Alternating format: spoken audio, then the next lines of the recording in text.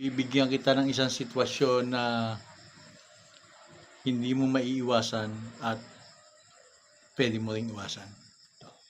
Galit na galit sa'yo ang asawa mo dahil madaling araw ka na umuwi. Galit na galit sa'yo ang asawa mo dahil madaling araw ka na umuwi. Bakit ka madaling araw umuwi? Dahil napasabit ka sa mga barkada mo, nakipag-inuman ka. Sigurado magagalit sa yun. Alam mo naman yung sitwasyon na yun, di ba? Alam mo ang kahihinatnan ng sitwasyon na ginawa mo.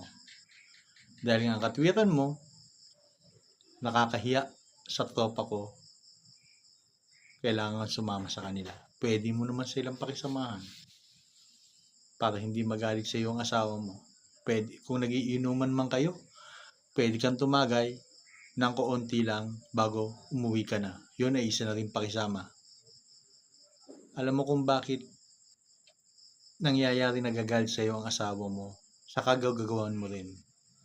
Kaya, kung ayaw mo magalit sa iyo ang asawa mo at matiwasay ang buhay mo, wala kang problema, hindi ka binubungangaan ng asawa mo, huwag kang pumasok sa sitwasyon na ikaw ay madaling araw uuwi.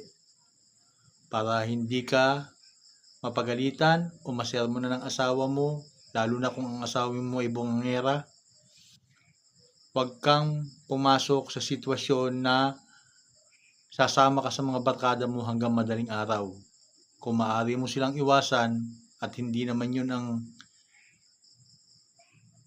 ibig sabihin ng pakikisama na sa inuman lang kayo magsasama, yun ay hindi kahihiyan. Mas mahiya ka sa pamilya mo kapag may nangyaring masama sa iyo. Kaya, para makaiwas ka sa sitwasyon na ikaw ay mag-iinom hanggang madaling araw, huwag ka na lang sumama. Peace out.